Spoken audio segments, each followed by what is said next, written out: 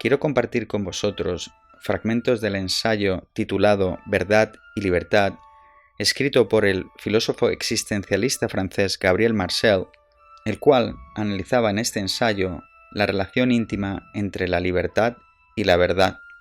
Y a través de su análisis, Marcel revela que detrás de la mentira programática de los estados autoritarios siempre se esconde un plan para imponer el esclavismo más riguroso e implacable que jamás haya existido. Desde el principio de la crisis ha sido más que evidente la dudosa gestión de los datos, de las recomendaciones y de los planes que se supone que sigue el gobierno para sacar a la nación de esta situación. Pero ¿qué sentido tiene mentir desde el gobierno? ¿Y qué relación tiene con nuestra libertad? Sobre la conexión entre verdad y libertad, Marcel da en su ensayo dos ejemplos históricos en los cuales el pueblo se levantó contra las mentiras del Estado.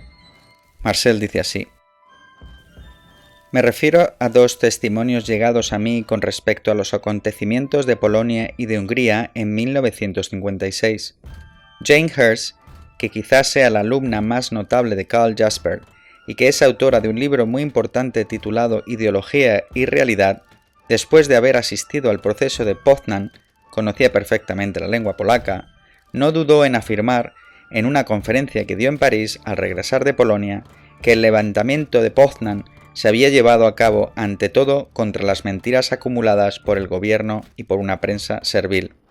Algunas semanas más tarde, tuve ocasión de volver a encontrarme con un diplomático que fue cónsul de Francia en Budapest desde 1948 hasta 1956.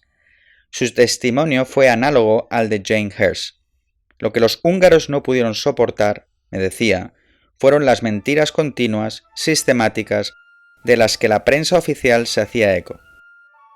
A causa de esto, se vio cómo una población se alzaba aquí y allá contra la mentira. ¿Pero en nombre de qué? Marcel continúa diciendo: está fuera de toda duda que los insurgentes húngaros sabían infinitamente mejor lo que no querían a ningún precio, lo que rehusaban con todo su ser, que lo que deseaban instituir para poner fin a un régimen aborrecido. Las mentiras que se imprimían cínicamente en la prensa oficial de Polonia o de Hungría no pudieron menos de ser sentidas como una ofensa por aquellos que estaban obligados a aceptarlas día tras día. Es la ofensa que se expresa en esta simple e indignada pregunta: ¿por qué admitimos esto? Marcel continúa su texto con otra pregunta: ¿y qué es justamente lo que en este momento permanece oculto? Y dice así: no se trata de datos de hecho, del tipo de los que pueda figurar en una lista, en una anotación policíaca o en algún expediente de los que puedan encontrarse en una comisaría o en un ministerio. Se trata de una cierta cualidad que está implicada en el respeto de sí mismo. Mas todo sucede como si el opresor pretendiese despojar al oprimido de todo respeto de sí mismo. ¿Por qué motivo? En realidad, nada está más claro. Se trata de transformar al individuo en un simple instrumento para que de ninguna manera pueda oponerse a los fines perseguidos por el opresor. Y es aquí donde mejor se aprecia el sentido repugnante de la técnica que pretende obtener falsas declaraciones de un condenado.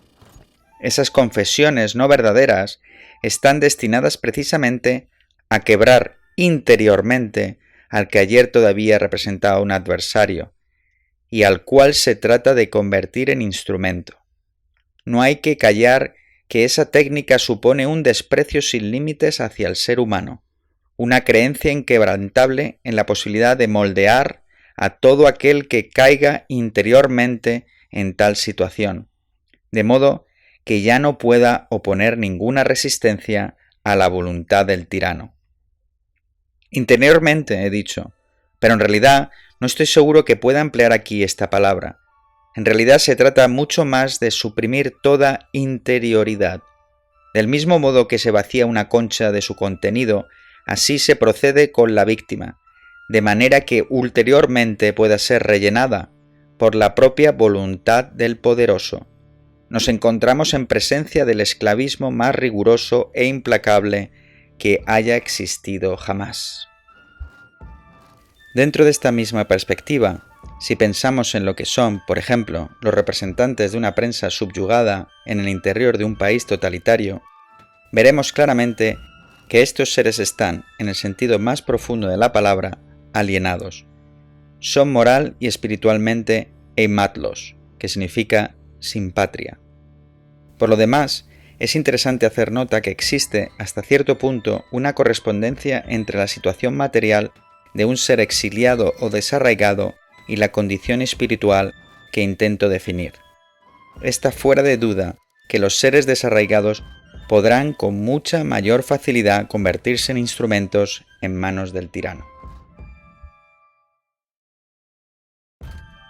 Como habéis podido comprobar por el texto de Marcel, existen paralelismos peligrosos entre la situación que había en la Polonia y la Hungría de 1956 y España en la actualidad.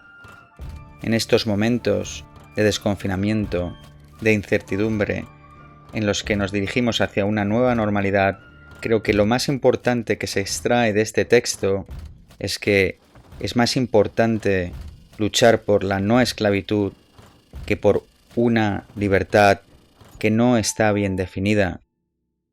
Por eso, antes de salir a la calle a reclamar la libertad, debemos neutralizar las mentiras del tirano.